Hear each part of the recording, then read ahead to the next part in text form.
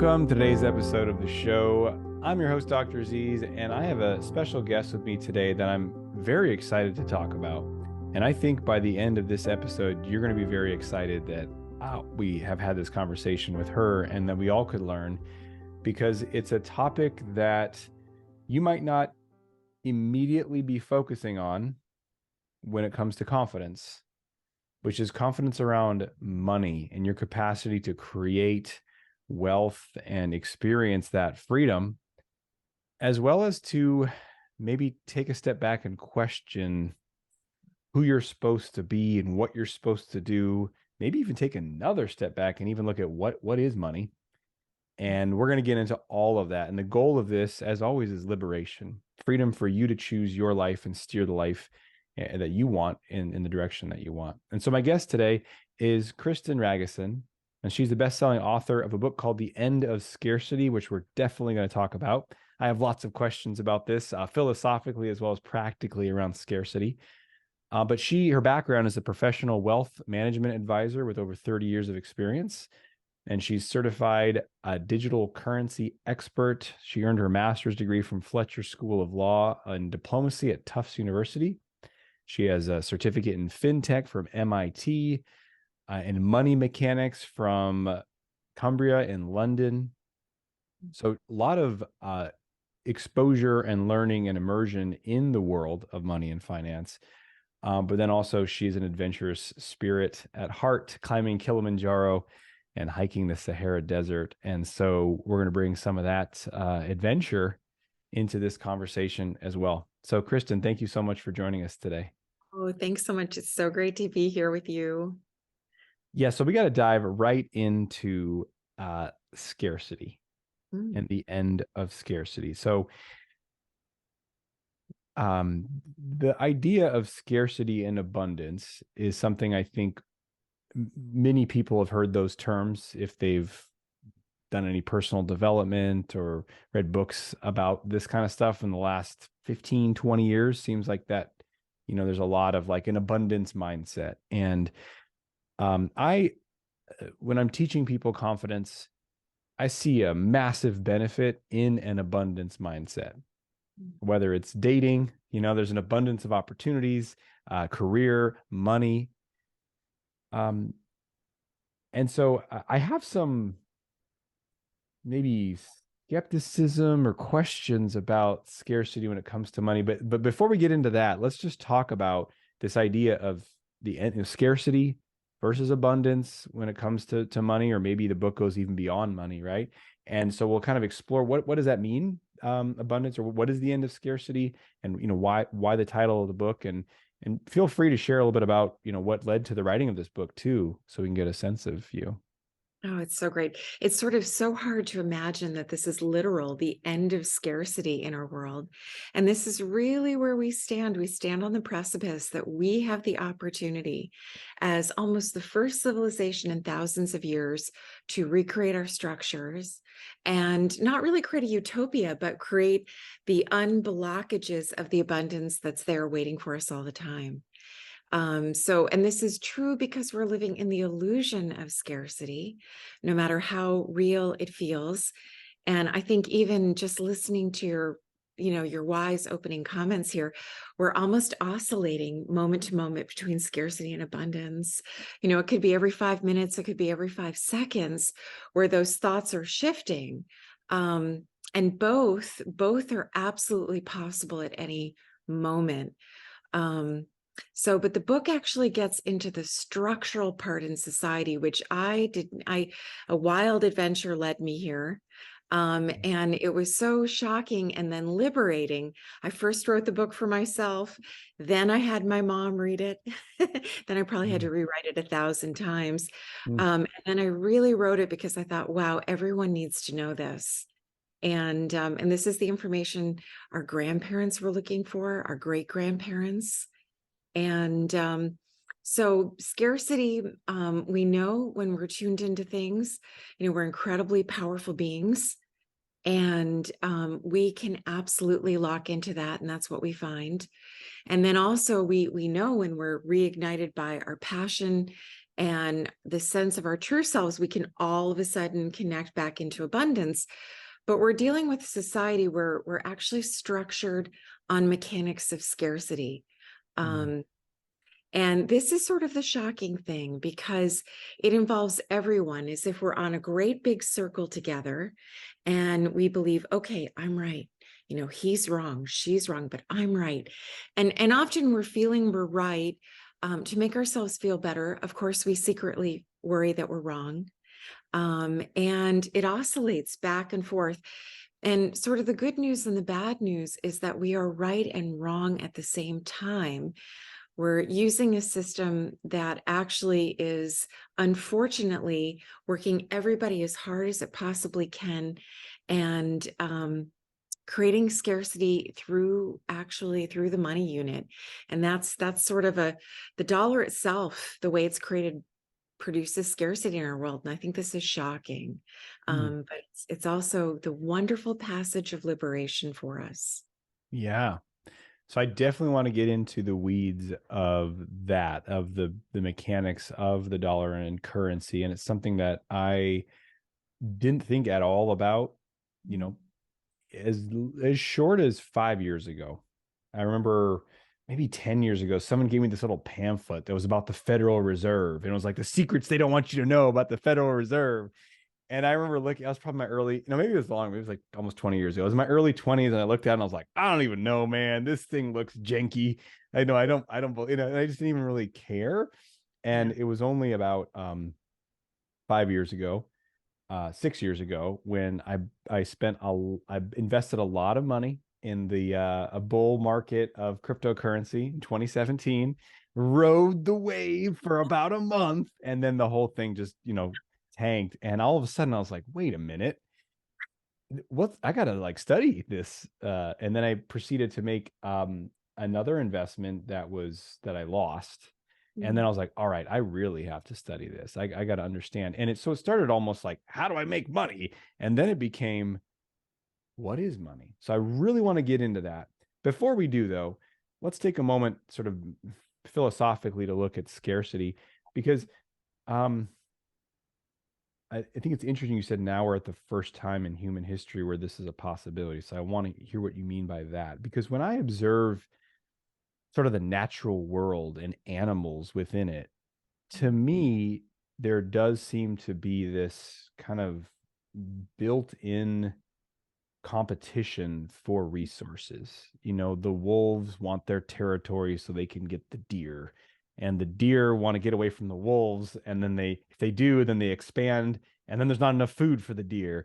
And there's this checks and balances in nature, and these forces that are kind of keeping things uh, in a way limited. And there are finite of certain resources that we're currently using, Mhm. like oil. Maybe they can get more creative to get more juice out of that orange for a while. um and so of course, technologically you could get into harnessing a Dyson sphere around the sun to get infinite energy. There's all these things.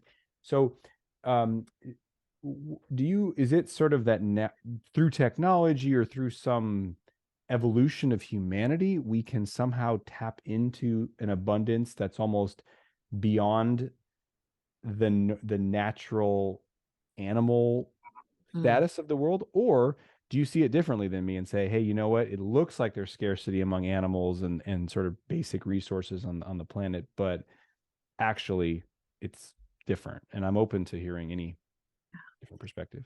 I can't say that I'm really an expert on, I haven't really studied the environment to a large degree, just being a lover of nature. And I mean, for sure, resources are scarce. I mean, they have to be, in the sense that we go through all kinds of cycles. But I do think there's a symbiosis in nature, a natural harmony, even a respect among prey and predator in nature. That's very different. I from what I can tell, there seems to be an agreement to not touch little babies and even where you see prey and predator taking care of a stray or abandoned baby. And then really more of an agreement maybe of which of the herd is going to be used. I really do think this happens with trees. I think trees are a vast network underneath, and one or two trees sort of, take something on for the whole amount. It's my firm belief, literally, that nature is singing.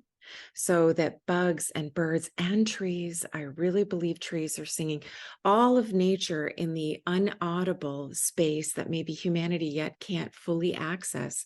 There's a song.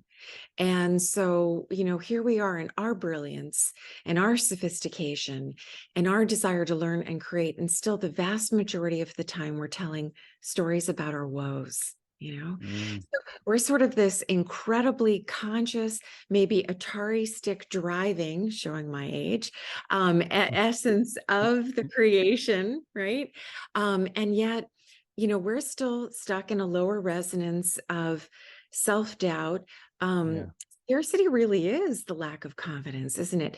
And this is why it really can come in any moment. We can get a strange bill, we can get a strange quote, we can be worried about something at work, something at home, and it triggers something deep ancestral in humanity from all the wars and struggles that are still in our DNA, alive in us. And even sort of as we're going through this shift, which really does look like a massive reorganization.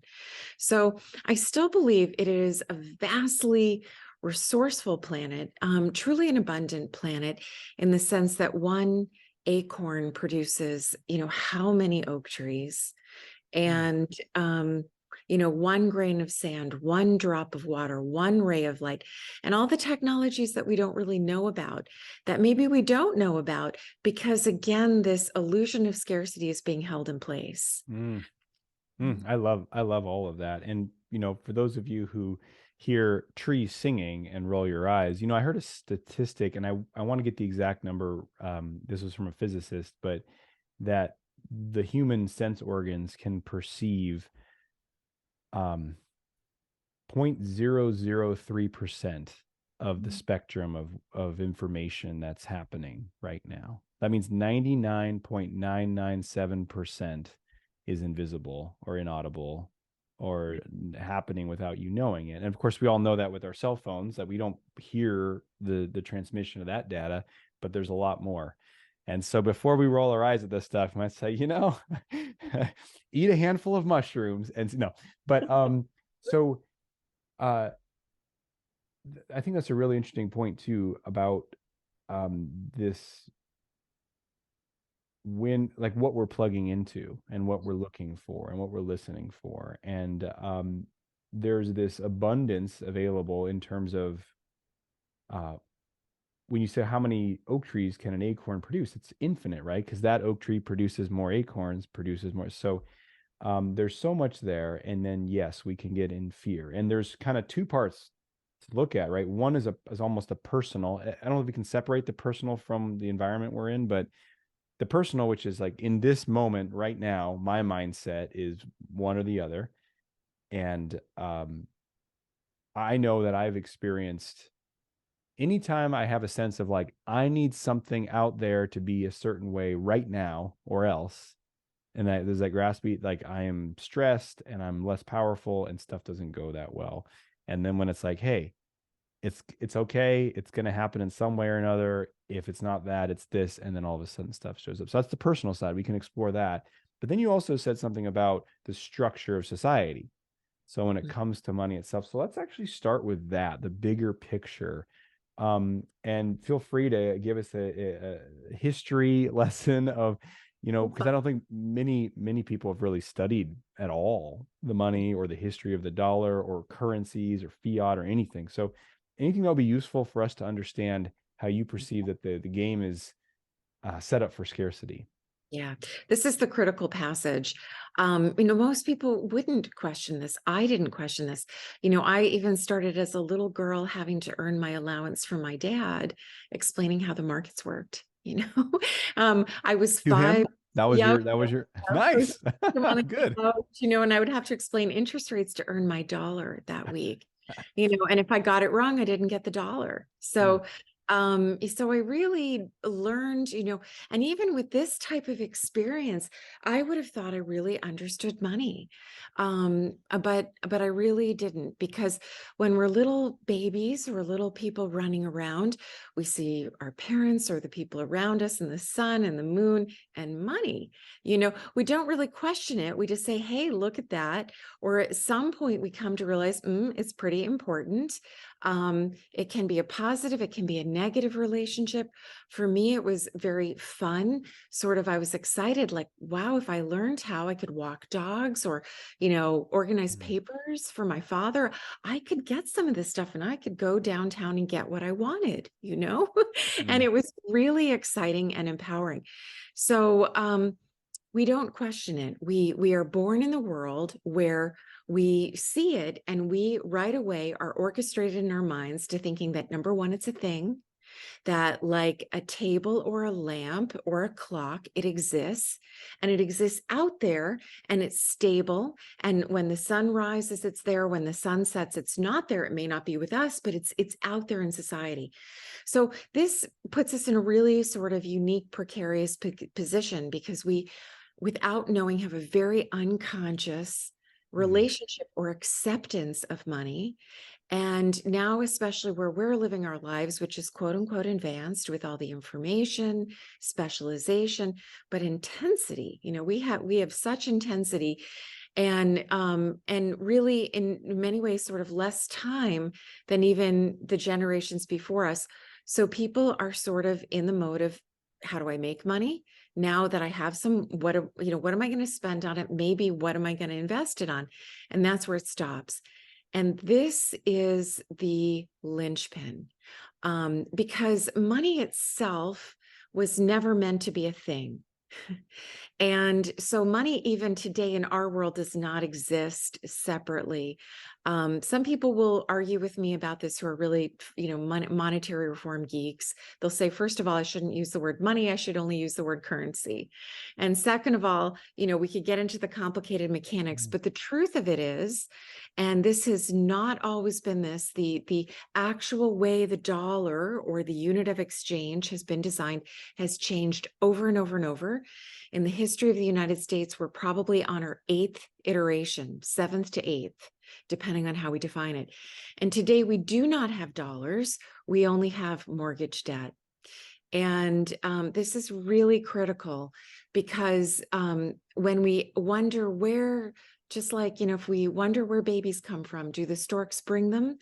Do the Federal Reserve storks bring the dollars? mhm, Where do these dollars come from? mm, We just already have this experience of interacting with them. And I will say that the Federal Reserve does not create our money, and that can be sort of heretical. mm, um, Even my business partner, I worked with him for 20 years, and very bright man, said to me, what do you mean? I said, read it twice. And the book is written so easy, friendly. mm, I wrote it for my mom. Um, but our money is created when people go to the bank to get a mortgage. And so when the Federal Reserve creates reserves, those are not the dollars that we use in society. Those are simply the units that fortify the banking system. And today we don't even use fractional reserve lending or the money multiplier. These are now mythologies that are in an era that's past. mm, Today, when you go to a bank and you say, hi, I want 100,000, I want 50,000, I want 500,000, they basically are going to give you that loan, pretty much with very little consequence. And there's no money in the vault. You're not borrowing someone else's money. You're not borrowing 90 or having 10% of it in reserve. They simply type the digits into your bank mhm, account, and they type them through double book entry. One is the minus 100,000 and one is the plus 100,000. So now it looks like I've borrowed money, but it came into existence when I signed on the promissory note. mm, So again, people say, oh, the banking system can create money out of nothing. This is also really not technically true. Money is created by our promise to repay it, and it doesn't exist prior. They create it when we promise to repay it. So it's a little weird. Yeah. Um, this has huge ramifications. And it has huge ramifications as to why life is so quietly difficult and seemingly unfair in many ways. But it's really not a path of doomsday, it's a path of liberation. But it's very important to understand that when a loan is created, whether it's for a mortgage or for a business loan or for college or car, hospital debt, you name it. And now I take that money and I give it to the seller of a home. Now it looks like the seller received dollars, but they really received my debt to repay. So every dollar that you see has an expiration date on it.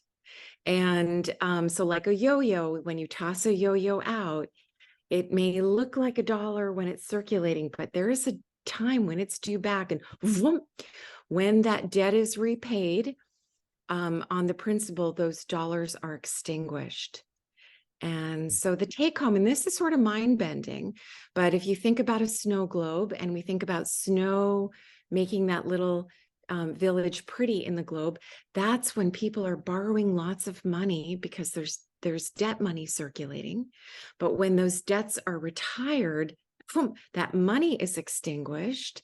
And if new debts aren't taken immediately, a lot of people with great businesses can go bankrupt. People can't get raises. Social mobility becomes really a farce, and capitalism cannot be employed. And we get a fake system. So there's a lot of critique in the name of capitalism, and we haven't had capitalism for maybe 40 years, for a very, very long time. I would even argue since the 50s, we haven't had investment capitalism. You get corporatism, you get oligarchy, and the critique will end up on the system when the critique actually is we're using the wrong gas. The money is never, never, never, never meant to be created as mortgage debt. So this is where the world opens. And it can be, I'm really told by so many people who read the book, probably just even the first 4 or 5 chapters unwinds a lot of this underlying shame, guilt, contortions about money, either having quote unquote too much, not having enough, where people feel like, why do others do better? Why, or why do I have it? What is this? And all of these perversions that really become big torments when we actually see that we're all being used on this circle to end up bringing out sort of the worst in one another. And it's because the dollar is designed incorrectly. I think it's mind-blowing. It blew my mind. And this is what really set me on the 7-year journey to figure this whole puppy out. Yeah. Well, there's a lot of fascinating things in there. And obviously, I think for a real deep dive, I definitely would recommend the book. And I personally, do you have an Audible version of the book? Yes, thank goodness. The Audible has been out now for about 3 weeks or so. Oh, that's perfect. That's what I must have been waiting for, because I almost, the only thing I'll read is like a kid's book to my kids, but it was for me, it's all Audible. So that's perfect. All right. Well, I'm gonna follow up with a deep dive of listening to this. So we're not gonna be able to get into all of this, but I think to get a few bigger questions answered would be really helpful. So if we were to rewind,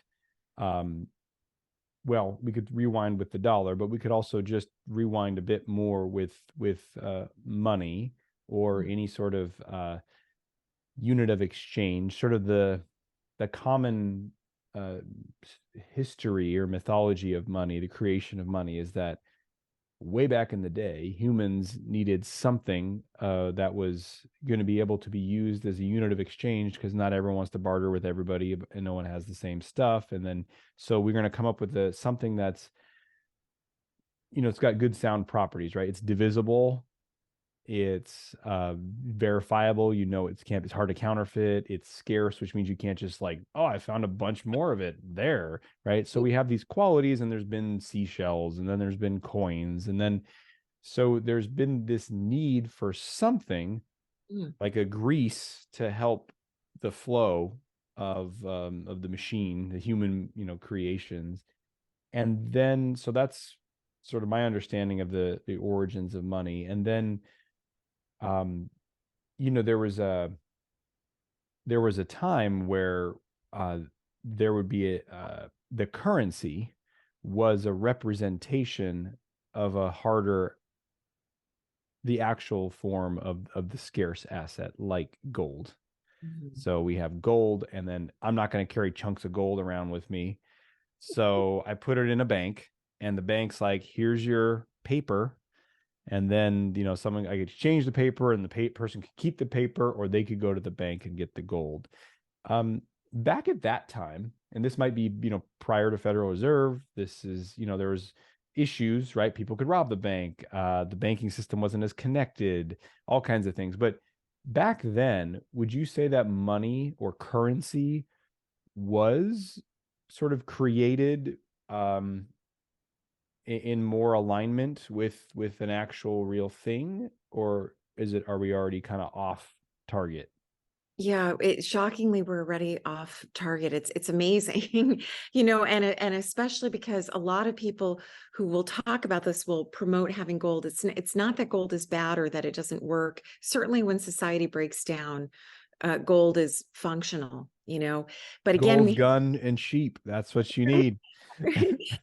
but we run into again, like, how do you know if the gold is real? Yeah. And so when society is really breaking down, is it okay? I guess it gives some type of psychological, and possibly if we're just breaking down some preservation of capital, that would be the hope. But are we building our new systems on it? No. When societies were liberated, truly, you can look at every Renaissance period, and money was not gold during those periods of time. So the big thing is, my gosh, what is money?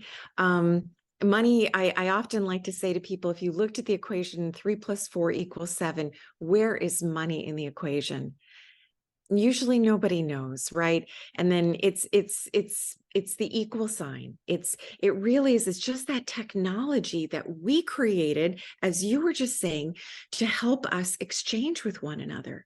Now, the big difference is, and I think this is the second linchpin, when we find out that a lot of the stress we're experiencing and breakdown of all kinds of things is because, in fact, I really do believe everything is breaking down because the dollar is miscreated. That's where and this cycle happens over and over, and then people actually come in and create it correctly for a period of time. But the bigger thing is that wealth and money are totally separate. And this, I think, is also mind-blowing to us right now because we've conflated the two. We're so busy. We think of wealth as the money that we've stored, as the money that we make. But wealth is the 3 + 4 and the 7. And so this is why wealth is unlimited. Wealth is unstoppable. So just like that oak tree or that acorn that's dreaming of an oak tree, we, as each one of us are born, we're coming with some inherent set of gifts and talents that represent some divine essence. And so every time a baby is born, everywhere in the world, that community, that family is more wealthy because another expression of this unlimited, connected passion of life has materialized and now has potential to realize that expression. And this is really the basis of wealth. Nobody can really stop that. So every passion that we have, even the 7 years I spent researching this, the 3 years writing it, the so on and so on, no one could really have stopped me, even if I couldn't have been ready for another 20 years. It vibes through us. Now, money was meant to be created to assist us in the expression and the exchange and still the tally, yes, the counting of the contribution and withdrawals. Because at our present level of consciousness, we still need a little bit of scorekeeping. But when we do it correctly, the scorekeeping changes oh so much because money doesn't have this tremendous scarcity. So gold still had a point. It had a viable point in our history. It has a basis for some of the hardcore libertarians that talk about sound money. But the fundamental problem is that the quantity of gold, or how gold is kept today, is by far too scarce to be equal to the real productivity of the people. And so people are wildly more imaginative, productive than the quantity of gold that circulates or is allowed to circulate. Mm-hmm. And so in when we look at the equal sign analogy, if we had to, measure the table, or we're putting up a painting, we need to measure the wall. We don't have to go outside and dig up equal signs. If our ruler or our measuring tape is too short, we don't have to go and get more equal signs. We just mark it and measure again. So how is it that money would represent the same type of structure? And I'll tell you that monetary history is the backstory of all history. It's the history that should be in schools. The wisdom that's in the End of Scarcity should be taught in the first grade. And we start to understand every war because money is created incorrectly. So back in the 1800s, in the US, there was really silver and gold were money. And it worked quite well for a good period of time. It really helped farmers. It really helped a lot of productive people. And money eventually became gold in order to bring in this Federal Reserve System. So to consolidate and to anchor that power, which has had a basis of creating some stability. But even people will say that the Wizard of Oz represents the plight that the farmers had against the bankers, who at that point would call in the loans right prior to harvest. And so they had it. They actually opened a bank in North Dakota to fund farmers. And so in history, the productive people issued the money back by their production, and it would come in and out of circulation relative on how productive they were. So in the 1800s, we did wildcat banking. People understood, as they did for the past 5,000 years, money was supposed to be shifting in quantity relative to how productive people were. People were less productive, less money; more productive, more money, sort of getting your $200 when you pass go. But it was done by the people who were contributing. Therefore, everyone could contribute. And everyone who had a product or a service of value, supply and demand, and a reputation was able to issue. Now, of course, this ran into the regular problems of counterfeiting. How would you know once you got beyond geographical distance? All these kinds of things. And the magic of the printing press, of other powerful hierarchies that didn't want these sort of flatline, ground up systems to work. That sort of the history of the fighting of the growth of our consciousness. So now with blockchain, I'll tell you, this is really what has changed. And the crypto era has been wonderful in that it's introducing blockchain. For the first time in history, we have the opportunity to prove the legitimacy of money that's backed by real stuff. The real promise to deliver. You can get fancy and say like a futures contract. You can get real simple and say an IOU, I promise to deliver you X amount of whatever. And that's really, money was always supposed to be a promise to deliver. But because you could settle that debt in what you delivered, you really couldn't go bankrupt if you were running a good business. And today you can go bankrupt if you're running a good business, because you might not be able to catch enough of those little Federal Reserve bank credit notes in time. Mm-hmm. There's so much there. Like which road to go down. Well, so the idea that money would be created almost through grassroots to facilitate the exchange, that money represents an IOU, so that if we can't immediately exchange, like, I need these materials for my farm now, but then when my crop comes, I'll be able to sell those and then pay you back plus whatever is going on. And, because a lot of business transactions can't occur at the exact moment of time. There needs to be some delay, or maybe, hey,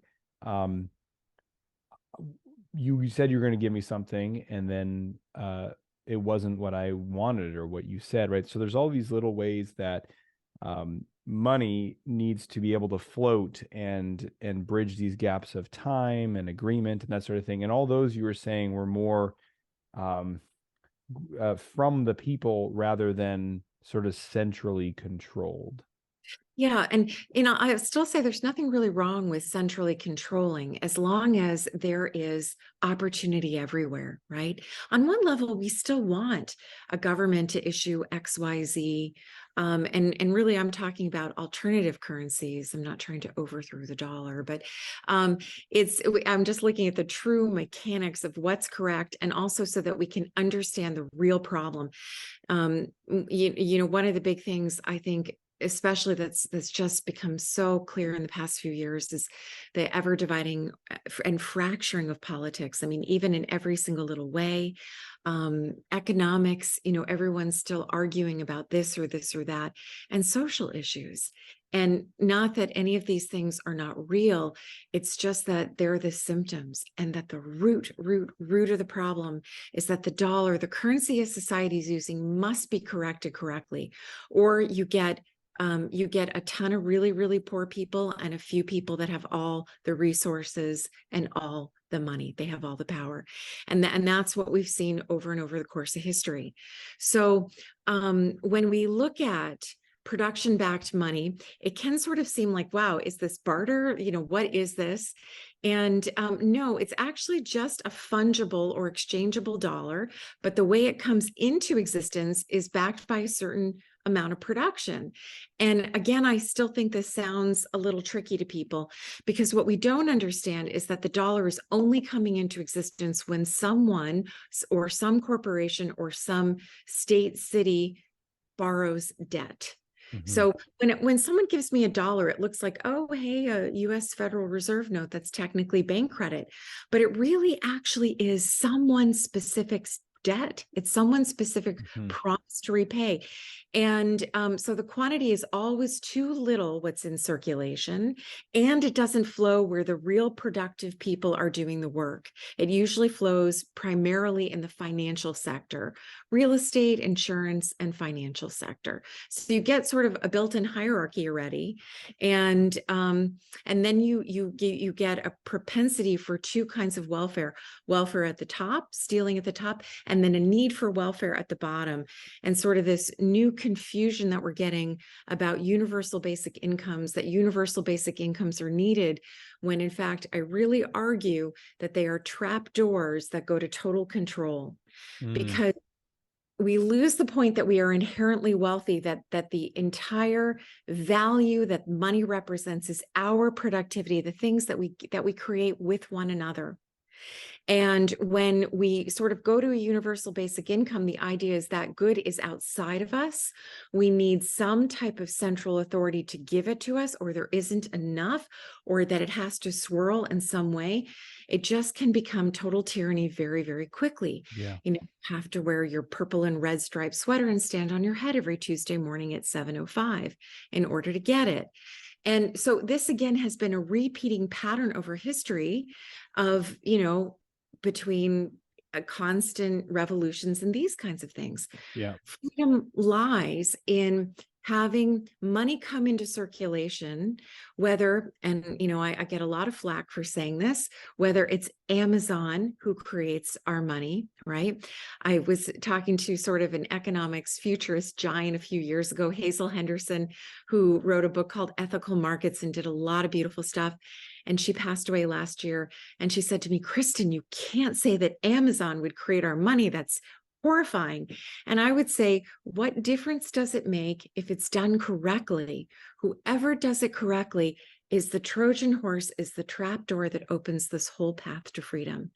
So if Amazon started issuing X amount, and this is totally hypothetical, X amount of dollars that was worth whatever productivity they expected in 2023, and it was limited by the supply of what they really had to deliver versus the demand for that, those Amazon credits or dollars could be used for hiring one another, all hosts of things, and then they would be extinguished when they were redeemed for the Amazon product. The same thing is happening with our US dollars today, our Federal Reserve notes, but through the debt system. So not production, but basically infinite, right? Because in some way, what you're describing is akin to like proof of work, right? There's something that needs to be done for the creation of that money, whereas if it's debt, it's fingers on a button That's that right. there's It's no unlimited. work It's to unlimited. When create. people, like, even what we're experiencing today with the inflation, and people say, oh, the Fed, can control the money supply. I argue again, this is not true. Those reserves do not determine how much lending the bank can create. The bank creates money through crediting accounts. The US government does not pay Social Security from taxes. They don't wait until April 15th when we send our money in or during the course of the year. They credit accounts. So it's really, and this again, we're sort of begin to open up Pandora's box here, because are federal taxes necessary? I would say no, they're absolutely not. When a government creates its own currency, it's not dependent on that revenue. But a state is, the state of California, the state of New York, any state that has an income tax is absolutely dependent on its revenue, because they don't issue currency. But everything starts to change when, and my hope is to really empower farmers and ranchers to start issuing their own credit. I think this is where it truly begins. Now, individuals can do it. Is that likely? No, not so much. No, most people are not going to want the responsibility of being a currency issuer. I do think we're going to see corporations doing this very, very quickly.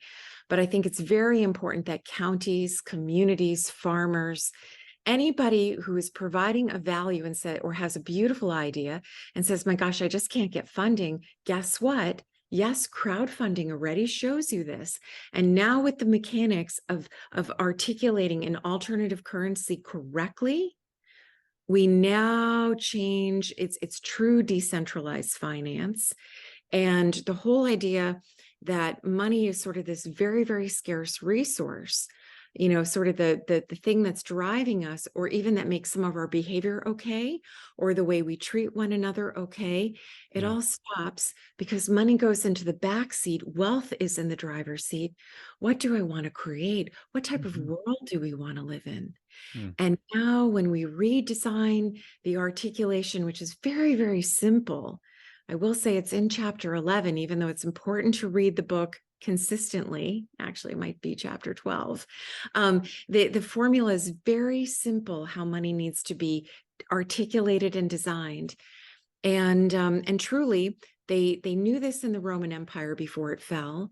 The Magna Carta, which came in 1250, was the product of doing money correctly. And Parliament in England came because for 600 years, they issued the money token correctly. It was taken away in the mid 1800s, and the British system went back to the system that we have been using since 1812. So the founding fathers of this country also left England because they were in debt. That's the real reason why they came here. And they did absolutely create money correctly. You'll find it in Benjamin Franklin's writings, where they issued money off of productive land banks. And this is what started the Revolutionary War. And the French and the British came with printing presses to destroy the money. So this is the gateway. And when you said something interesting about, you know, ranchers, farmers, but corporations issuing, do you imagine that that would be in this day and age, say corporations creating their own token, their own blockchain cryptocurrency, Yeah. and then having it in that? So like, and there's interesting kind of flirting with it. There's sort of some issue of being the early adopter and being beheaded for it, right? Or stopped because there's so much can be resistance in aspects of the system, right? So there's this kind of strange thing going on where there's no regulation, and if someone tries to do something, they'll attack them, but there's no clarity. It's like, well, that's because there's not a I think they're looking to see, how do we integrate this into our system and sort of get control of something that might be ultimately again, decentralizing in nature. Um, so I think there's the way the system is now. Mhm. It is it functions, albeit by creating scarcity, but the machine rolls on, and yet there's a way that it kind of feels the cart is a little rickety, Mhm. and there's steam coming out of some gaskets. For example, like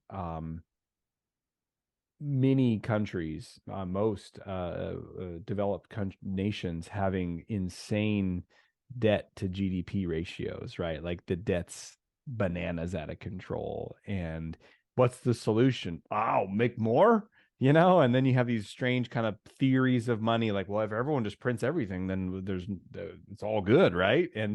And professors are like, yeah, that's right. And so there's this way in which I think, and even just the average person who studies this, kind of like, something feels off here. This doesn't seem sustainable, might be a simple way to say it.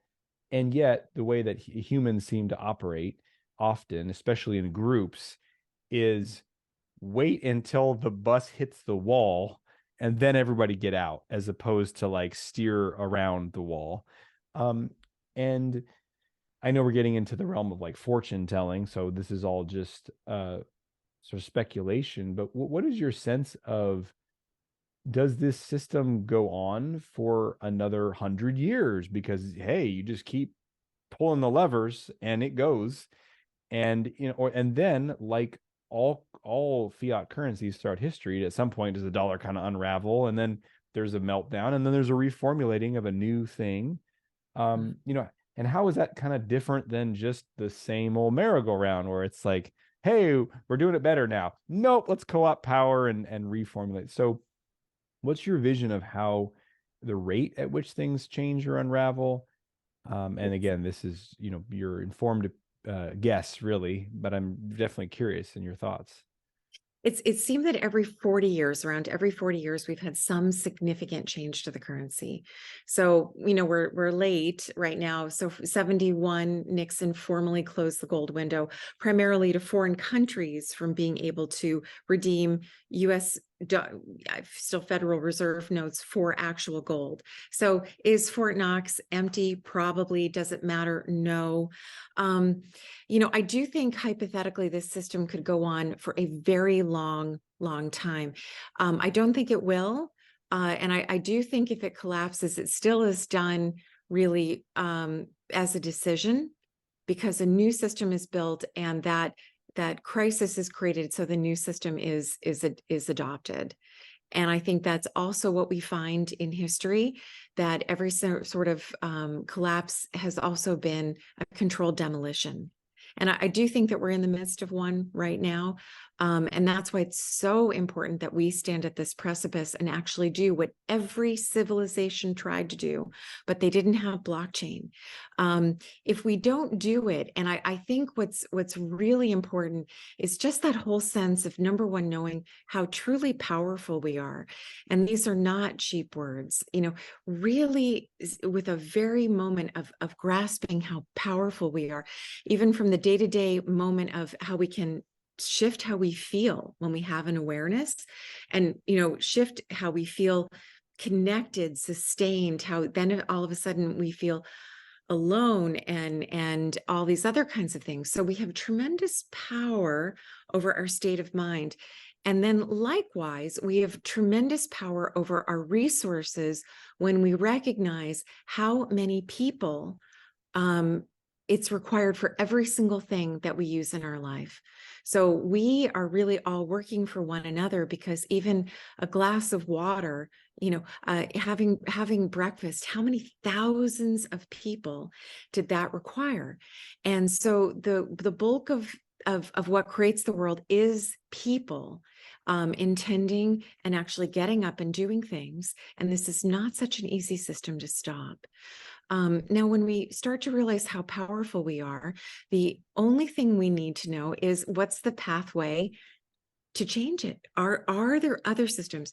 I think we see so much doom and gloom. And even when I came to terms with realizing, wow, we are required for people to borrow debt, consumers to borrow debt. We need speculation to destroy investment. We need overconsumption and beyond materialism. We need a campaign for not enoughness and indebtedness just to have a money supply. How crazy this is. And just like that 1994 movie, like Sandra Bullock, where she was, what was it called? Speed. And she was the bus driver. She had to keep her foot on the gas or the thing was going to blow up. This is the pathway that we're on in humanity. So yeah, if that doesn't keep going, this system can stop. But why would we want this system? And is there a better system that actually says, whoa, you're in charge. Who do you want to be? What's important to you? What kind of an education do you want for kids? Should it be paid for? What kind of healthcare do you want? Should it be paid for? Because guess what? We do have all the resources. If a government is not dependent on tax revenue in order to send checks in the mail, they are not dependent on tax revenue in order to create services of the commons. So it really sort of, this is what is the information that I think is what a lot of the quote unquote debt ceiling and all these other kinds of things that become soft dramas to not get this information out, that no, the money supply is unlimited. It shouldn't be unlimited without having a restraint relative to our productivity, but we don't have a too small money supply of having to dig up rocks out of the ground and say, oh, gee, I hope we find some more rocks. Oh, gee, I hope we find some more oil in order to decide what kind of society we want. No, in fact, it's really sort of the opposite. How productive are we? How productive do we want to be? And that determines the money supply. And, years ago, Paul Ryan was sort of grilling Greenspan, Alan Greenspan, the chairman of the Fed at that time, who sort of became a celebrity, back in the early 2000s. And he said to him saying, listen, shouldn't Social Security be private? We've worked, we put our money in, it's at risk. And Greenspan said, really to Ryan's chagrin, no, in fact, a government that creates its own dollars can always create its own dollars, i.e. those Social Security accounts can always be credited. The big question is, what are we doing with those dollars once we create them? Are we investing them in small business? Are we investing them in productivity? And the sad part is, since our money supply is created out of mortgage debt, it becomes a Ponzi scheme. And this is why college and housing has gone up tenfold since the 70s. So in the 70s, a home to live in where a family could really enjoy themselves was 3 times salary, and it might even have been one person's salary. And today, certainly in cities, it's 10 times salary. A college education, certainly in California, UCLA, used to be free. Or $250. And now it's really indentured servant territory for kids. Why? Because we're creating the dollar simply as bank credit where people sign on the line. And so when this system implodes, which would be sort of a decision that the powers that be would continue to not create money. And, you could say, all right, if the dollar wasn't held up, we're starting to see that the petrodollar, a lot of commodities might be settled in yuan or other things. That could be quite troubling. I would even argue that the US military really has created a lot of world dominance for the dollar. And so now maybe the globe has decided, all right, we don't want the dollar anymore. But I can tell you at certain times, the Federal Reserve would create the money, and even the big money center banks would just go and buy up those excess reserves with treasuries.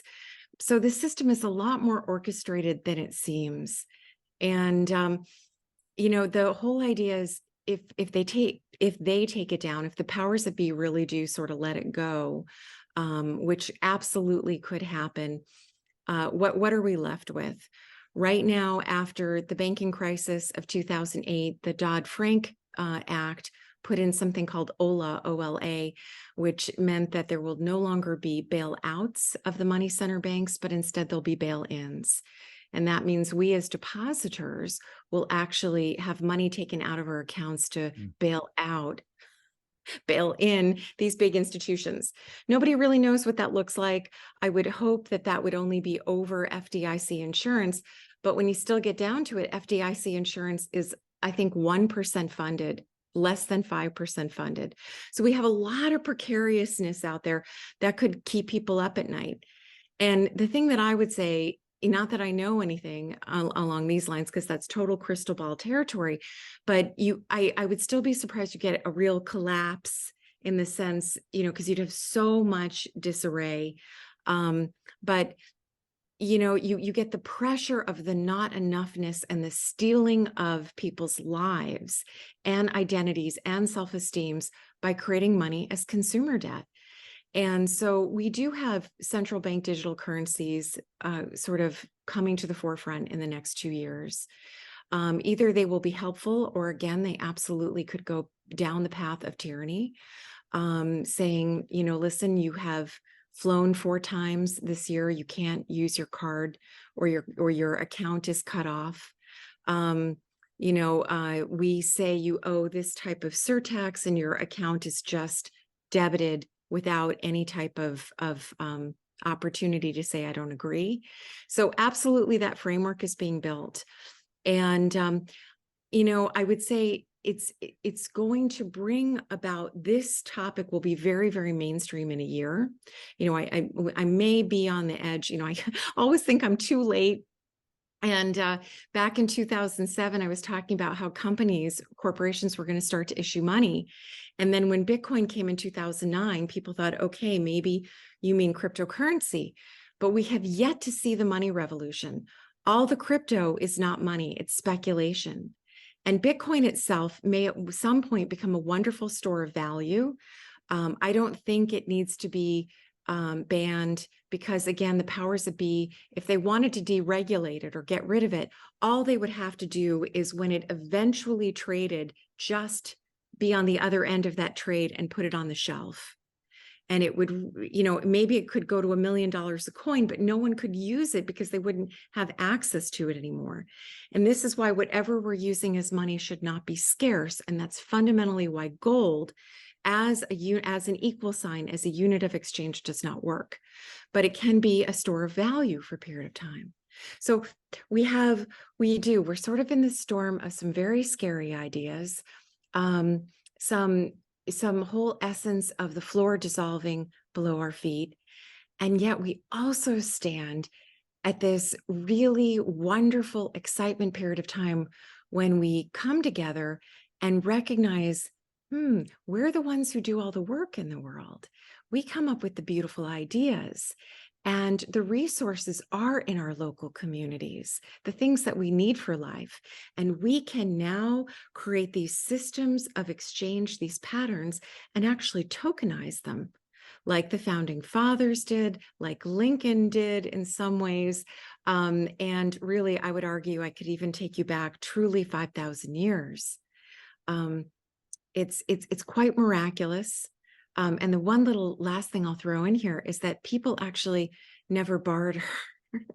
We're taught. I mean, I grew up remembering this from as a little girl, that of course, if people all over the world bartered, and that's where money came from. And it turns out that Adam Smith, with sort of hopefully the best intentions, created that mythology, which came part of our history, to encourage sort of some freedom around money. But the problem is it sort of built this sort of Hobbesian dog eat dog world, again, sort of keeping the idea that money had to be scarce to have its value. Money originated really, people lived in tribes with families, and often the women would take the resources and divvy them up among families after either the resources were brought in from the men. This is what the archaeological record shows. And coin money did not really come about until kings wanted standing armies 100,000 men, and they had no way to take care of them. So then they created an income tax, and they said to the townspeople, you owe the tax in this specific coin. They decided to only pay the army in the coin. So the townspeople moved next to the 100,000 men armies, took care of them, or earned the coin and were able to pay the tax. So these ideas of scarcity are really ideas. And, because we live within the dualistic mind, maybe even sort of that whole sense of being fueled, unfueled, feeling great, feeling insecure. We think, gosh, okay, if I'm saying money does not have to be scarce to have value, it could be ridiculously unlimited. No, it's meant to be truly like the equal sign. The quantity and circulation must be changing and forever fluctuating, equal to the real productive value of the people. Then you have freedom. Then you have life. And we can look in history and find this every single time brilliance came through humanity. Guess what? Money was designed in this fashion. I love what you're sharing, and it's really thought provoking. And there's two questions I have. One is kind of macro, and one is personal to my life and our lives. So macro, I think for much of my life, I've been. I think when it comes to individuals and maybe small groups of people, I have a very optimistic, personal, empowered viewpoint. Like, yeah, you're a powerful creator. You can, you're the captain of your ship. Let's find that. And that's a big part of confidence, right? When it comes to larger things like the kingdom, the nation state of 300 million people, I think I've had a much more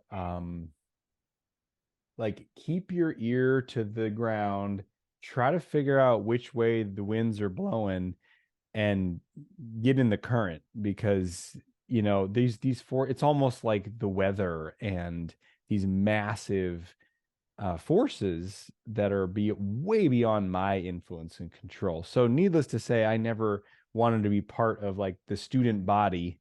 I wouldn't want to be in politics. I have a much more like, hey, just figure out how to, almost in spite of the powers, grow, thrive in your life, and create as much value for others around you as possible. So when I imagine like a controlled demolition of the system, I don't have a very optimistic perspective that someone, whoever's doing that demolition is like, what? Now what we're going to do, we're going to give it all back to the people. It seems to me that would come, and historically has come, that the powers that be are actually challenged and overthrown.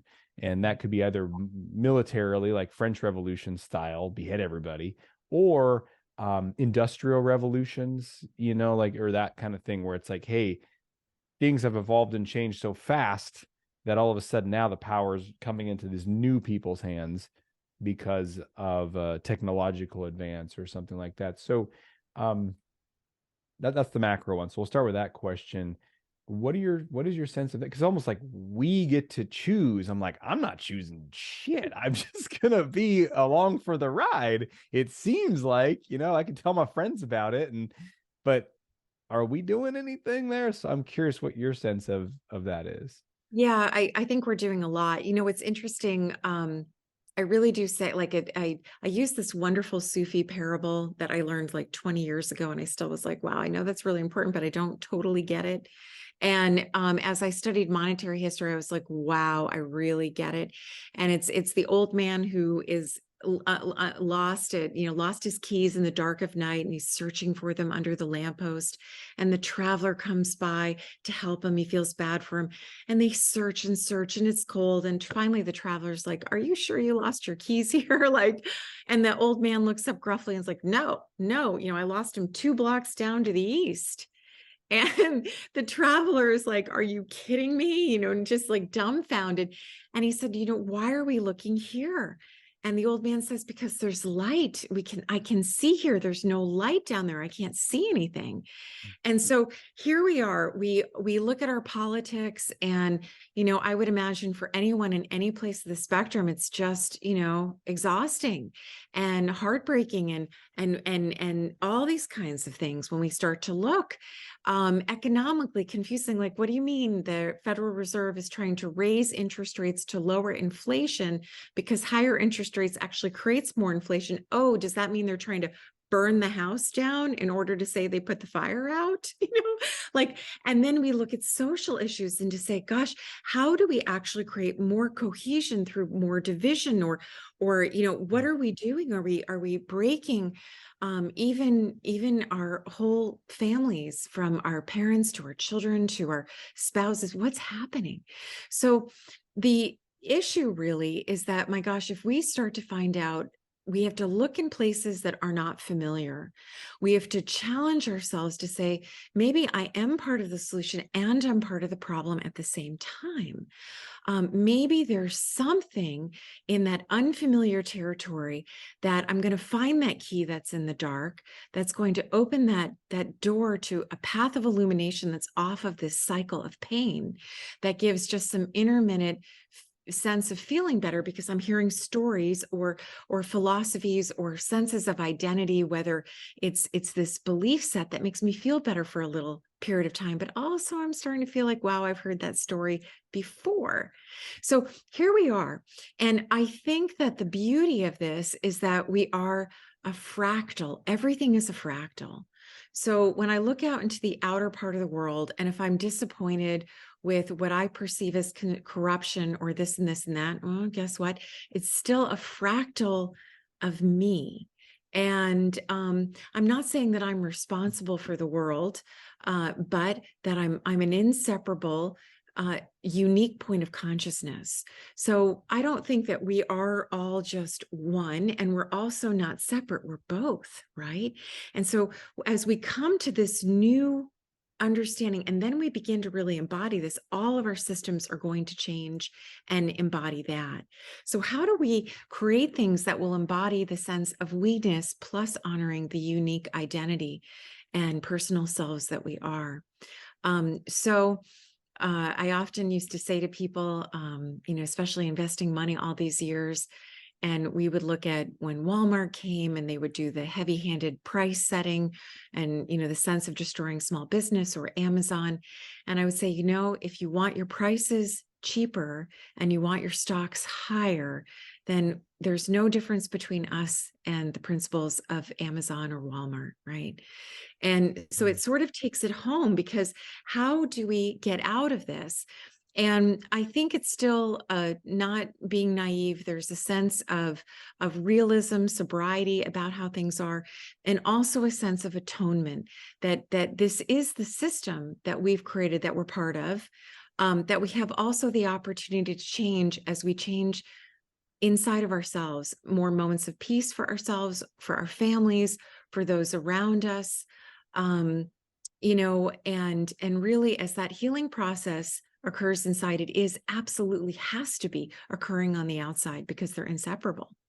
And as we grow, the more we become connected on the local level, the more responsive the national and the global level becomes. So we are in the problem that we're in today because we're not taking self-responsibility.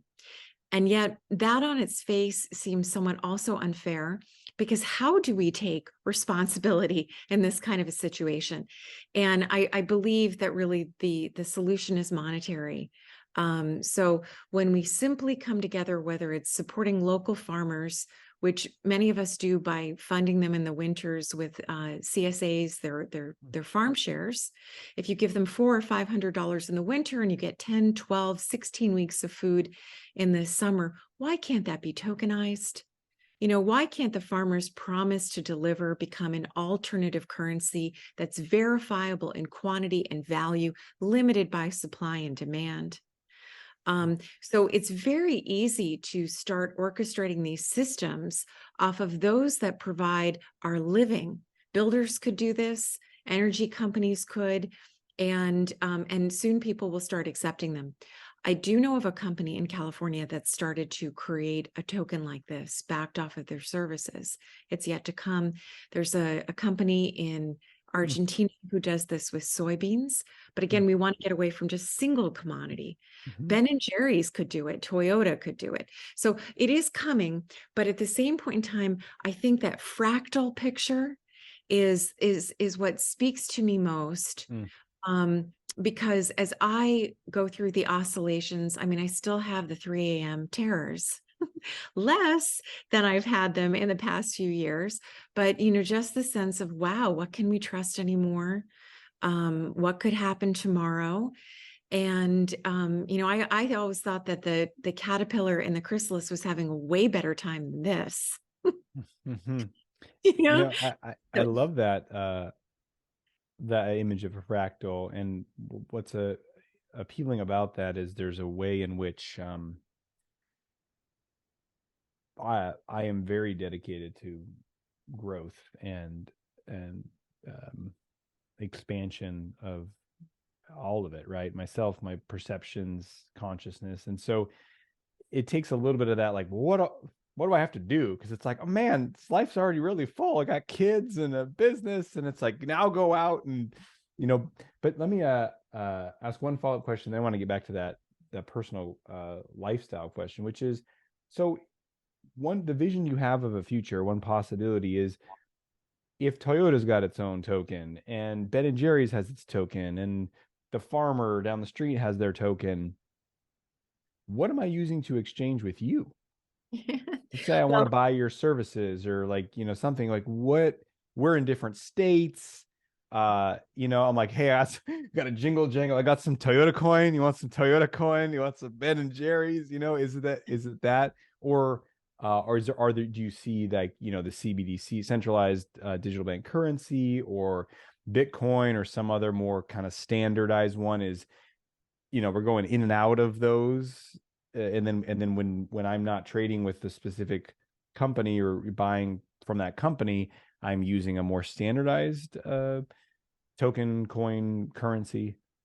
so when you think of Toyota issuing its own currency, Toyota dollars, or Canada Tire, which I think is like Walmart, issues $100,000 of paper Canada dollars every year, or something. I should look it up again, but I think maybe it's been 100 million in their history. Like it's a huge amount.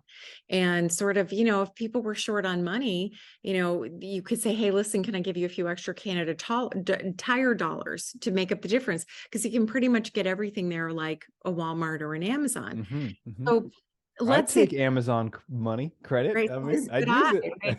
I know. And even like when I return something, I say, it's okay, you can just give me Amazon credit because I trust them in the thing, and Yeah. so on. And it's also, I And then you understand. feel like you're winning when you buy the next thing, right? You're like, oh, it only cost me $9, Right. and never mind that you actually put in the credit from your last purchase. But It is so true. You really do get that little rush of endorphins. And the production tokens would have a discount when they're going back to whoever issued them. With the mind-blowing thing about this is exactly still the same system we're using today. So in my wallet or in my bank account, I just have dollars in there, but really it's a whole multi-sphere of anonymous debt. mhm, So I have no idea. Is it Monsanto's debt? Is it Raytheon's debt? Is it Joe's mortgage? mhm, I have no idea. And so if we think of the Eurozone before the euro, and there were Deutschmarks and liras and French francs and so on, and drachmas, and people would have a multitude of currencies, and maybe Europeans were more comfortable with that. In the crypto space, maybe people are more comfortable with that. And then for people who are trading, they're going into these stable coins, these altcoins, which again, I say, brouhaha, who cares about that stuff? Because this is a natural stable coin. It's not based off of fiat. You would even price it in something like the Jim Rogers RISI commodity index. It's a basket of 38 commodities. So you'd buffer away from fiat currency. That's how you do it when it was more sophisticated and in later stages. But you would have a wallet, and the wallet would be on reject permanent, just automatically. And then someone would say, could I pay you in Amazon dollars? And your wallet would say no, but you would have to click yes. And then when you went somewhere to buy something, you would just be, the wallet itself would do the exchanging. So you wouldn't have to be doing the calculator. Oh, well, Yeah. Right. right. So same thing. So it's exactly what we have today, in the sense that we don't know that we have multiple issuers of our own money. Yeah. We don't know that the Federal Reserve actually doesn't create the money we use. We think the federal does. Oh, isn't the Fed so inflationary? Well, guess what? And from 2009 to 2011, how many rounds of quantitative easing or money printing did we have? And guess what interest rates did? They went lower. We actually had deflation when they raised interest rates until, what created 2009 was not that banks were unable to lend anymore. It's that people were no longer able to borrow more. So the money system busted out. So we're on a boom and bust cycle every time borrowers can't keep running on that hamster wheel. We are so dependent on people borrowing and stealing people's lives for over commercialism and materialism, beyond wanting nice things. It's only to create a money supply to use. So we are so on that bus, with Sandra Bullock from 1994. So when money is just flip-flop the other way, it's not debt, it becomes credit. It's not this mortgage until you die. You sign on the promissory note, and then you run as hard as higher interest rates or as lower interest rates, which are the whip, for how fast we have to run to re-earn and pay, and can run out of steam. And you get a super aggressive game of musical chairs in society when you create money out of mortgage debt. And there isn't enough for everybody. And I think that's sort of shocking in the American dream, because it makes it the ephemeral carrot. Now you turn around and you create money as credit, legitimate credit that's a legal promise to deliver, with provable supply, provable that it's there, limited in quantity by real supply and demand, which all can be proved by technology. It's actually super easy for us to do this right now. You change the world, and you change the world effortlessly.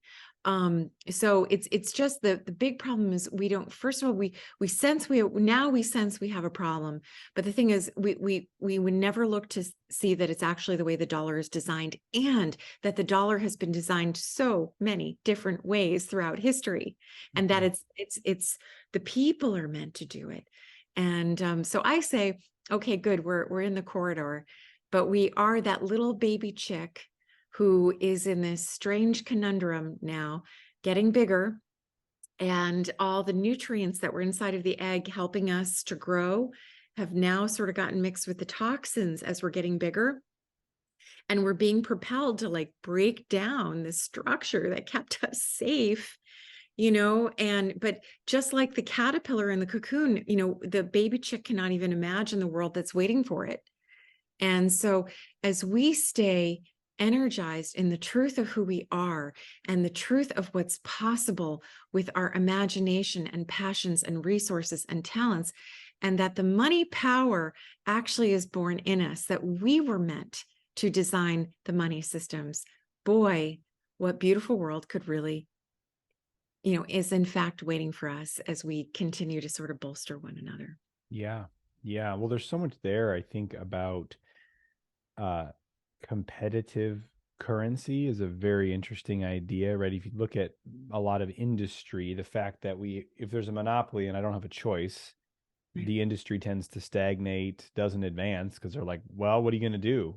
Go somewhere else. Whereas if you have competition, all of a sudden, hey, we'll make you a better car, we'll make you a better thing, so this idea of different currencies competing, then people actually do choose. And so if someone is worried about a particular currency not being backed properly, or even despite the technology, forgery of production, it's like, well, that currency gets sort of besmirched, and people are like, hey, that one is, don't go with that one. And people, so there's a natural correcting. But here's the question I have for you is about materialism. And I think when I was younger, my late 20s, I read a lot of Noam Chomsky and learned about like the American empire and corporations and, hey man, mind controlling us, and it's bad, and don't buy stuff and be a minimalist. And um and then I had children, and it's like they want things, and then like, okay, we need what more baby swag? You need a carrier, and you need this thing, and you don't technically need any of that. But sweet Jesus, is it nice to have the Ergo 360 so I can chop vegetables and hold my baby at the same time, right? So, and then just recently, maybe about a year ago, we moved out to the woods outside of about 45 minutes outside of Portland, Oregon, and it is extraordinary. And we live on 20 acres of forest, and it is the most amazing experience to live out here. But in the year that we've been out here, it wasn't just getting the house, right? I've acquired an ATV and a cart and a chainsaw, because you got to take care of this. You got to chop down chop up fallen trees. We have a wood stove, so we're processing all this wood. And I love all the things I've gotten. I love the ATV. I love the smell of the gas and the chainsaw. It's probably not good for my brain, but I love it. Getting different tools. And I'm not going to endlessly buy these things, right? I'd like to keep that ATV for, a couple decades. But man, when I wanted those things, I go out and buy them, and I love it. There's like a celebration of that access to all these things. And so I'm curious.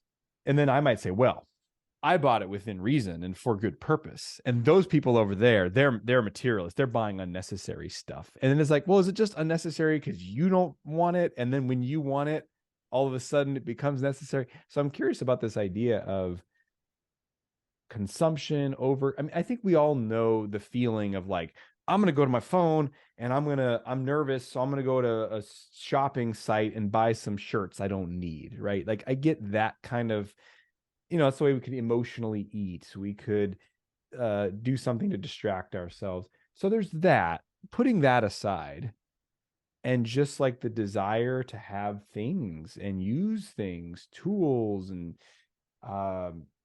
some people love to go out and wine and dine. It's not my thing, but they want the nice wines, and they want the nice table at the bar. And so whatever people value, when I look around, and if people aren't in this obsessive compulsive shopping thing, it does seem like there's a way that people like to spend their money and consume things. And you could say it is materialistic or consumer based. And what is your sense of that? Do you see the world, is the future still operating like that? Or are people more like, no, I don't need stuff, man. I play music with my friends. What's your sense of that? Yeah, no, I do think the material is quite spiritual. I think that they really are embedded like a DNA, or, some better visual together. And this sort of demonization, even of one or the other, is again, this sort of strange dichotomy. But we know where the perversion is. So there's perversion on either side. There can be spiritual escapism from saying, hey, it's actually nice to pay your bills. Mm-hmm. It's, and at the same point in time, yes. So when I think of, even when I watch the butterflies or I watch the birds, how the butterfly enjoys going from flower to flower, and the new flowers and the endless kaleidoscope, how the sky is different every single day. So our creations are part of life. Our imagination are part of life. The experience, the joy or the thrill that you get of being on that ATV and cutting down the wood, and also that's a new fractal of experience. And we're in these material bodies for a reason. So if we are against the material experience, then we're going to really struggle here, or we're not going to have an impact, and we're not going to make a difference in a host of ways. But I do think it's a dance between the material and the spiritual, and both are really meant to be honored. When money is created correctly, there becomes no such thing as nonprofit and profit. I do think the nonprofit world goes away because when money is created correctly, companies are so in alignment and service, and there's such transparency around that about what they do with their money and these kinds of things. So I think it's possible that the nonprofit world was even born out of some of the contortions of the for-profit world. A host of things like this. So the only problem that we have today, where we're dealing with this perversion that takes us off our center, or sort of that sense of satisfaction or new experience when we taste something new or see a new color or create something new, is that if people are not going into debt, we don't have money. And because the money's destroyed when the debt is repaid. So an individual is in a better position temporarily when the debt is repaid, but the society as a whole is at a worse position. If the United States government were to pay off its debt, we would have a depression that would rock the Stone Ages. So this is sort of the hidden contortion, and then we deal with the symptoms of, wow, wait a minute, is this bad? Is this good? So I think often, even when I sit with a client, or even when I really feel like I'm connecting with people, and you can feel that impact that we've had either in our service or in that connection that we've made with one another. Those are the moments that I really feel alive. And that I feel like, wow, I get a glimpse of maybe who this being is that I am. And so without being really in service to one another, which on a material plane still means making stuff, buying stuff, experiencing stuff. And really, I think, however that range is, as people decide, maybe they go through periods of time where they don't want anything. Maybe they go through periods of time where they really want something. And, I've had some people say to me, wow, end of scarcity, we have climate change, what are you talking about? We need to conserve. And what I would say is that greed and overconsumption actually comes from scarcity. That's where it comes from. It comes from the belief in scarcity. And it comes in the hoarding of resources and the misintention, which also that shows up in the fractal. And so when money, let's say that in mass, it starts now being issued instead of from debt, from credit, from the promise to deliver XYZ, we may have a J curve, a little bit of a bump up where people are satiating themselves on stuff, but simply that very quickly comes back into balance, because once we realize that everything that we want really wants us too. Yeah. And that whole sense of abundance comes from that cup overflowing, that we are connected to that endless stream of divine inspiration and beauty and magic in this world. I think all the rapage and pillaging and real contortions that we're seeing surprisingly will correct themselves. This planet is very, very powerful, and there are technologies that exist that, for having a certain level of order and centralization, which has served us, but the chicken is ready to come out of the egg. We're now ready to see maybe what some of these other technologies really are. There was one thing in there that I think is really worth highlighting. You said everything that we really want wants us to. Can you say more about that? Maybe beyond money, but also maybe even beyond money too. Just sounds like almost a spiritual perspective. Yeah, I mean, I think really in those quiet moments, and in those moments where we are feeling connected and filled up, or maybe coming off of a moment where we don't, but when we really rest in the fact of when we feel into or somehow connect with what we love, of what we really, really want. And this may take a moment of disconnecting from the packaging of that perversion of consumption and materialism, but to really connect, just as you're feeling living in the woods with your family, this shock of this joy of this whole new experience. What we're being called, what's calling us is, it's not just a one-way call. It's always a two-way call. So what's lighting us up and what's really calling us is almost like, is it a Pink Floyd album where like the rainbow goes through the crystal? I'm not even like a Pink Floyd fan. I don't know why I'm seeing this, but you see that rainbow, that the light go through the prism and you see it on either side. This is what's happening to us as humans. So when a passion calls us, it's also because it's the service is required in the world. And so we're always being called. Sometimes we hear it, sometimes we answer. And when we begin to answer consistently, truly, we begin to fall in love with what is calling us. We are in love with it already because it's the next expression of who we are. It may even be that divine blueprint of who we are. And it's what the world is seeking. And if we could have confidence in that and commune with that, we would be living quite a graceful, flowing life. And money was meant to be in service of this. Yeah. I love that. And when you say it, I can tune into that. And I know that feeling. It's that deep interconnectivity. And that's like, I have this passion, and it's like, oh no, wait, like I am being had with this passion. It's coming through me. So I have two more questions I wanted to touch on here. One is Bitcoin. What is your sense of, because I think so there's kind of two big draws to people that are into Bitcoin. I like both of those draws. One is sort of the speculative, I'm gonna get rich, like this, ride that wave, and that's that's part of almost the design of the spread in some ways. Some people argue that that's kind of the way it was. It's almost like the marketing of it, right? It's like, oh, it'll get people in. Max Kaiser says, come for the greed, stay for the revolution. And that's certainly been my experiences. It came in with like, I'm gonna get rich off this thing. And then it became more like, wait, what is this? And it started to open all these doors that we've been talking about.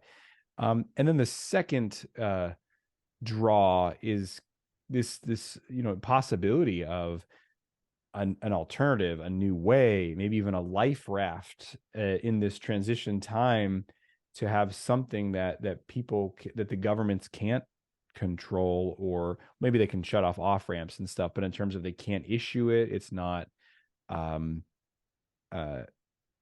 owned by a particular nation, even if a lot of it's being mined there, as we saw with China shutting down the mining. They just migrated all the miners, so it's like these little minnows that can go all over the place.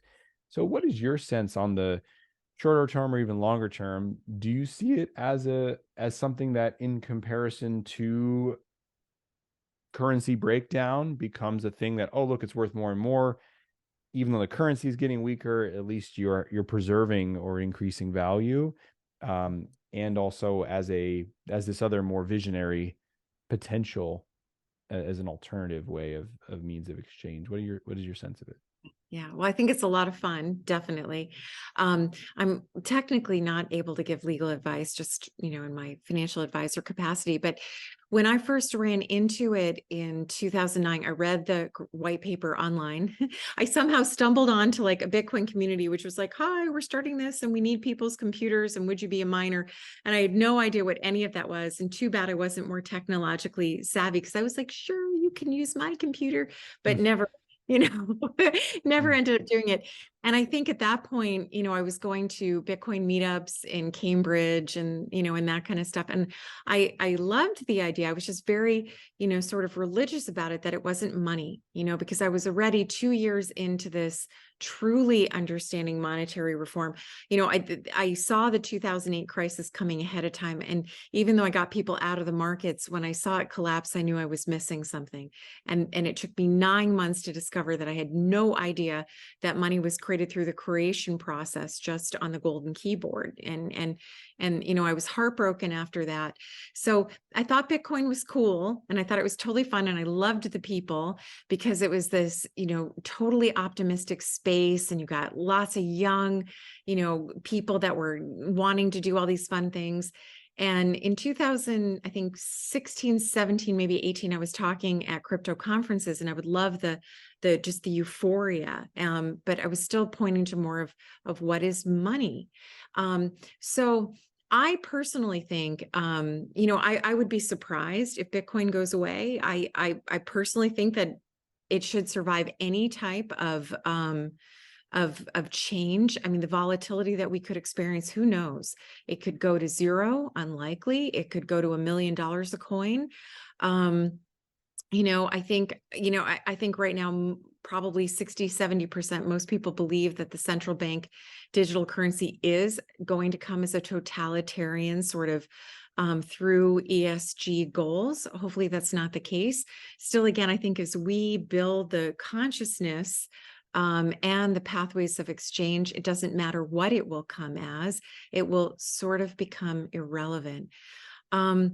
My druthers, if I had to guess, I would bet that probably some type of intelligence agency created Bitcoin. I'm not so That's sure. who Satoshi is, huh? Yeah, that would be if I really had to guess, I would say, yeah, it's probably a precursor to the CBDC, and sort of to see, how does the public react? Let's do a test case. Also, it's very important to get a comfort level with blockchain. But, again, anything like the internet or blockchain, which would be required for a surveillance society, it's only half the story. So with the poison, so comes the medicine. And the freedom systems are also built with the internet and blockchain. So I think that, again, just as you're saying, if the US were to outlaw it, which my personal opinion would be unlikely, it pops up somewhere else. You see different types of rules happening in Switzerland. We've seen a whole variance. What was it, Congressman Loudermilk or something like that recently put a statement out saying that they were going to make sure that the CBDC could not become a tyrannical type of thing. My real belief is that, much like when we look at the cell phone, which again has its positives and negatives, we still did not have to burn down phone booths, and so the more that we build positive systems, the more that systems gone wrong or tyrannical systems become quaint and irrelevant. So state banking sort of makes the central banks irrelevant. When communities start issuing their own credit-backed alternative currencies, it makes central bank digital currencies one of many. And as long as everything is one of many, we're living in a thriving universe. You look at nature, all the problems with monocrops. You look at when you destroy the bees, what it does to everything else. You destroy the mosquitoes, how important every component is in the symphony, truly the symphony. So I personally like Bitcoin. I hope it continues to do really well. I think there should be a lot of potential for it to do really well, but it's totally speculative, right? Still at this point. And I think eventually, to me, it just becomes a really cool store of value. I don't really see it becoming money. I mean, maybe Max Kaiser has, certainly a lot more invested in it, right? And done phenomenally well. But I think a few years ago, I saw him in Aspen, and he was saying maybe it would level out at 100,000 and then it would become money. We don't really know. These are still the wrong principles of a token of exchange. A token of exchange should have no intrinsic value. It should be valueless like the equal sign, but it should just be a standard of measure that assists us in saying, hey, yeah, that's a fair exchange. And guess what? It's a receipt for services I exchanged, I gave, and it should store my value by maintaining stable value for me to use it later on. So if a farmer were to issue their own credit and part of it was backed by eggs, those credits would maintain their purchasing power today pretty darn well, by far better than most things, than gold, than Bitcoin, than US dollars. So, I say the more the merrier. The most important thing is that money itself should not be scarce to have value. And that to me is the downfall of Bitcoin. But if Bitcoin were to lose its scarcity, it would lose all of its value. Mhm. So it's very important that Bitcoin maintains its scarcity, and the community is fervent about it, committed to it. So I think there's so much to be esteemed about it. But because it violates the very first principle of a properly created money, which is money should be equal, fluctuating and equal to the changing productivity of the people. It cannot do that, no matter how many little Satoshis you make from, from 21 million coins by 2040. Mm. Wow, I love it. Well, so okay, the last question I have is, what would you, so definitely reading or listening to your book would be a phenomenal next step. I personally am going to do that. And then any other resources that you'd recommend? Let's say someone's listening to this and being like, what? And they want to go, not everyone will. Some are like, neat, I'm going to go back to my day. But there's going to be people like, me who are like, what? And they just want to know. It's just this fascination, this hunger to. So your book, and then are there any other books or resources that you'd say, hey, check out this too? Or maybe you have other things in addition to the book you want to recommend. But how do we continue to gain awareness and liberate ourselves through learning? Yeah, I mean, honestly, truly, objectively, the book, reading The End of Scarcity, listening to The End of Scarcity, and later on, I will have a cartoon version, but it still might take me a year just because I'm surprised how much longer everything takes. If I could have come across a resource like this in the past, in the years that I was researching, I cannot even tell you what this would have meant to me, but it's probably why I put 10 years of my life into this book, because it's so important that we get this information again. And the book is written like narrative nonfiction. So it is actually the story. It's an adventure story. I tell the story of how I go around the world and meet these people and uncover these truths. So I include in the book probably about 7 different experts that you can go and get their material. So I'll give you 10 minutes of their talk. I actually, many of them became good friends because I stalked them for so long. And Best way to make friends, by the way, in right. case you're wondering, total side note, you want friends, stalk people. I read the books, I went to their conferences, and we really, for a couple of them, we learned together even over many years. And so there's some wonderful, beautiful thinkers in this book, visionaries. I encourage you to read their work. There's enough, you'll get the gist of just by reading the chapter, where you'll get the core points of what they're talking about. And then, still the history, Bill Still, Forever Money Masters is a great, review of some monetary history. Paul Grignon is a profound monetary visionary out of Canada, who's also a cartoonist. And just recently, I ran into Professor Richard Werner, who is absolutely describing money, the creation of money as I am. And I'm thinking maybe in London, I ran into one of the books he wrote, but it would have been late. So I have to look. I have a huge closet full of books. I have to look if it was his. He is breaking money creation down to the minutia of economic, like as if you were to take an economics class. So he's got lots of stuff out there on YouTube's and big manuals. I had my mom read the book, and my mom and my sister would say to me, more simple, more simple. And I would say, really? Are you sure this isn't getting annoying? But people tell me they can't put it down. And, it's 1 + 1 = 2. And I say to people, the less really formal education you have around markets and money, the easier it is, because you have to unlearn everything you know. But it's really simple. But the hard part is it's not what we believed, but hey, this is how we set ourselves free, because we really start to get the money power is in us. It's actually in us. And E.C. Regal, who is the grand thinker, reading any of his stuff, it's a little bit more dated from the 40s. Beautiful man.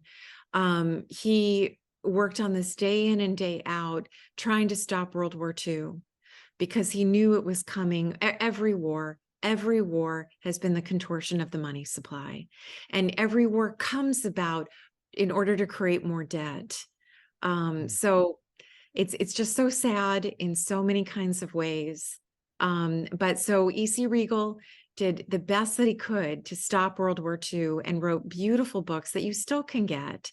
But I do quote many passages because, without this man, I certainly wouldn't have learned this. And many of the beautiful visionaries, monetary reformists, also sort of stand on his shoulders as well. Wow. So much just even in that last answer and throughout this whole interview. There's a wealth of knowledge, and I didn't sense that we're at the very tip of that iceberg. And so I'm inspired and energized to look further. And I know that, you could look at any facet of life that we just take for granted as like, this is how it is. And if you dig a little bit, whether it's your physical health, relationships, money, taking it, this is how it is, and I'm not going to even think about it, is generally not going to set you up for the most awesome life. And instead, let me become a student and a master as much as I can of this so that I can steer and navigate and make better choices and ultimately, bring a positive effect to my life and others as you're doing. So thank you so much, Kristen, for your time, for your input. And I'm excited to read this book. I'll probably be texting you follow-up questions as we go. And this is the passion to talk about 24/7. So yay. I love it. I love it. So the book itself, people can get on Amazon, Audible. And do you have a website or a place that people can go to find out more about you and what you're up to? I do. It's the book's title, the End of Scarcity.com, or my name, KristenRagusin.com, KristenRagusin. And, you can just sign up there for a newsletter. I hope to have a lot of stuff coming. There's already some decent stuff on the website, but I've got events on there. A community that you can join on Facebook so we can help bolster all different kinds of communities to begin to create this. I'm going to be giving some talks this summer in person, and then also other resources. I'll have cartoon videos, a cartoon book, and then as things sort of become much more mainstream, hopefully every week I'll have an article out. And from time to time, I'll send an email. So it's a great place to meet other like-minded people and also just stay connected. Yeah, beautiful. All right. Well, I'm definitely going to learn a lot more from this book. And I love some of the other things you're mentioning too. So thank you so much, Kristen. Thank you. It was so much fun. I appreciate it, Aziz.